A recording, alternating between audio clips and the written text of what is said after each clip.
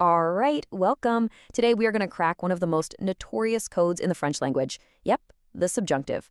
And I promise you, by the end of this, you're going to see it's way, way simpler than you think. So, does it ever feel like the subjunctive just pops up randomly, like with absolutely no rhyme or reason? If you're not in your head right now, trust me, you are not alone. It is a classic hurdle for pretty much every French learner out there. But you're in the right place, because here's the big secret. It's not just a random pile of rules. It's a system. See, the subjunctive isn't a tense. It's not about when something happens. It's a mood. And that one little shift in how you think about it changes everything. Okay, so before we dive into the really good stuff, let's just do a super quick refresher. Just to make sure we're all starting from the same place. So here's the most important thing to remember. We use the regular indicative mood for straight-up facts. The sun is shining. Simple, objective. But the subjunctive, that's for all the subjective stuff. Your emotions, your doubts, your wishes. It's literally the mood of your inner world. So how do you actually form it for most verbs? Well, it's actually pretty straightforward. You just grab the ils or else form of the verb in the present tense. So for parler, that's il parle. Then you chop off that ent at the end. That gives you your stem, parle. And from there, you just tack on the subjunctive endings. See? That's the basic pattern. But now for the tricky ones. All right, basics covered, let's get to the main event. We're going to tackle the three most common, most important, and, yep, the most irregular verbs you absolutely have to master. Let's just call them the big three. And we're going to kick things off with the king of all French verbs, être, to be. And let me tell you, in the subjunctive, it looks and sounds pretty different from what you're probably used to. Okay, check this out. The sound is what's really important here. It's not suis, it's soit.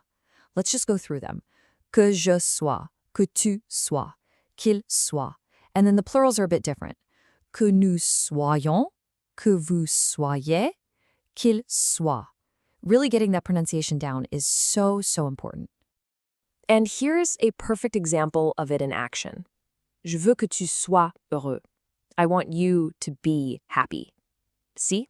It's not a fact that you are happy right now. It's my wish, it's my desire for you. That's pure subjectivity, and that's exactly why we need the subjunctive. Que tu sois. Okay, next up in our big three lineup is avoir, to have.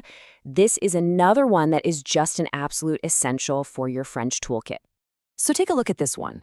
It's que j'aille, que tu aies, qu'il ait. You can hear how similar the pronunciation is for those first three, right? Then for the plural forms, we've got que nous ayons, que vous ayez, and qu'ils aient. Honestly, this one just takes a little bit of practice before it starts to feel natural. And here we go, a perfect example of where you'd use this. Il est possible que nous ayons tort. It's possible that we're wrong. That little phrase right at the beginning, il est possible. It is possible. That's your signal. It screams doubt and uncertainty. It's not a fact, so boom, you use the subjunctive. Que nous ayons tort. All right, you ready?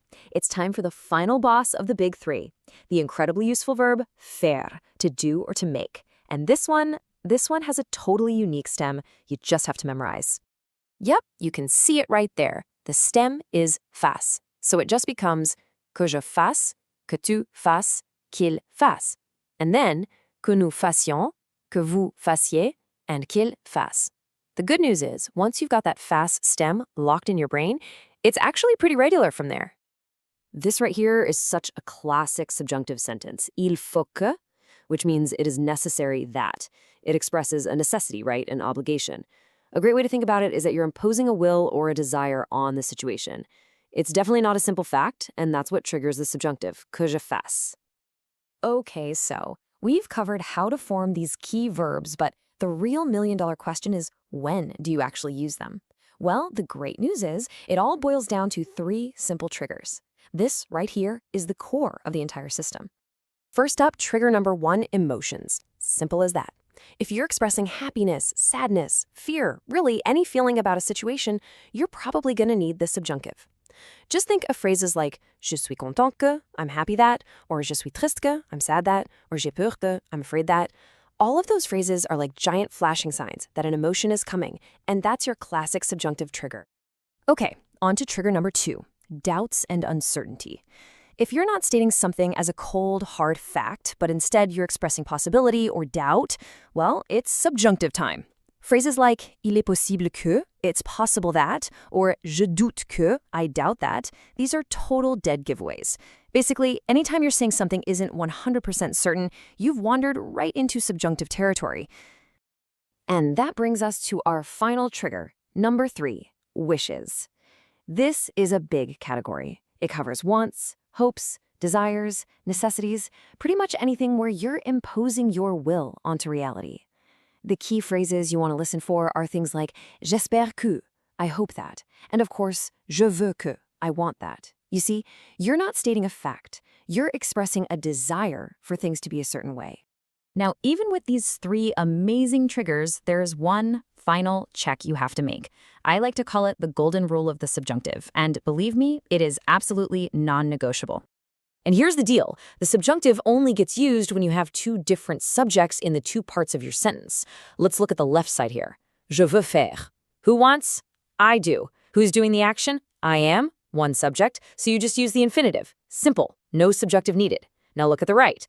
Je veux que tu fasses. Who wants? I do. But who's doing the action? You are. See? 2 different subjects, je and tu. And that is when the subjunctive becomes mandatory. This one little distinction, it's everything. Okay, I know that was a lot to take in, but we can boil this all down to a simple, practical checklist you can use every single time. So let's put it all together, shall we? Here it is, your 3-step plan to conquer the subjunctive. Step 1, identify the mood. Ask yourself, is the main phrase about an emotion, a doubt, or a wish? If the answer is yes, you move to step 2. Check the golden rule. Are there 2 different subjects involved? If the answer is yes again, then and only then do you go to step 3, conjugate. Put that verb in the subjunctive. And remember to watch out for our big 3, être, avoir, and faire. That's it. That is the entire process from start to finish. So, you see, the subjunctive isn't just some boring grammar rule you have to memorize. It's actually a tool. It's a key that unlocks a whole new level of personal expression in French. It's what allows you to share your inner world, your hopes, your fears, your feelings. So the real question now is, what are you going to do with it? What are the emotions, doubts, and wishes that you want to express?